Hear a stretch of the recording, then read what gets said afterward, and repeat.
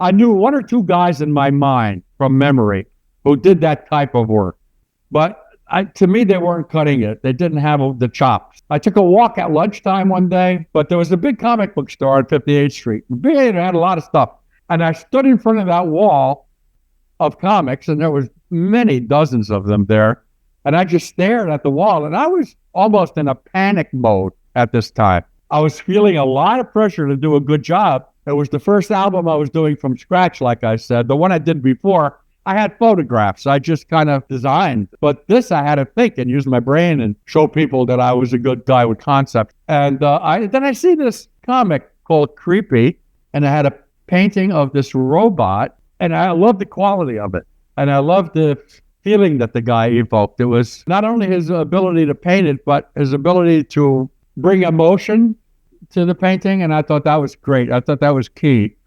And if you look at it, look, this is a robot, right? This is not a human being. But if this damn robot is not showing some kind of pathos, I'll be a monkey's uncle. There's all kinds of feeling coming out of this guy who's made out of metal. So that appealed to me.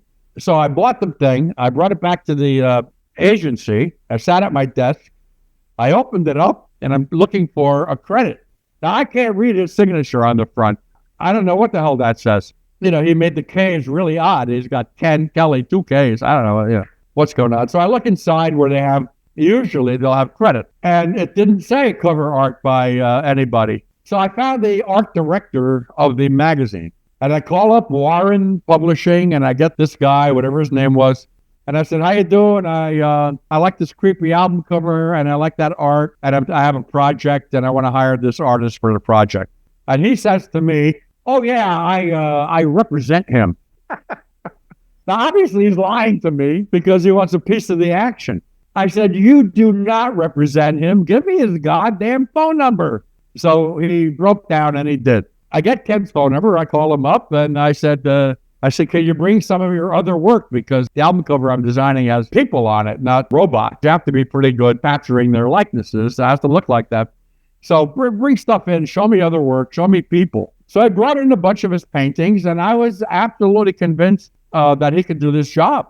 So I described the job to him. I say, you're hired. And I stood on a chair, and I said, look up at me. I want them to look big. And I got my hands in the air, and I said, I want them to look this way and that way, and superheroes and larger than life. And these are the originals recently discovered, not in the best condition, but it's cool to see that they still exist because nobody even knew if they did for a long time or where they were. I talked to the fellow who bought the original Destroyer art, the one that was used, the album cover. He swore me to secrecy. But do you know what he paid for this? $500,000. Damn. Well, you know what? It doesn't surprise me. It is iconic, and I have to assume that even if you're not a Kiss fan, you've seen. I thought it would go for 15 or 20 grand. I said, I put you on the map, Ken. I said, if it wasn't for me, he laughed. He had to agree. Of course, you walked into a comic book store and picked out from that one. He was getting $150 to do those comic book covers. And how much did you pay him for? $5,000. He never saw so much money in his life.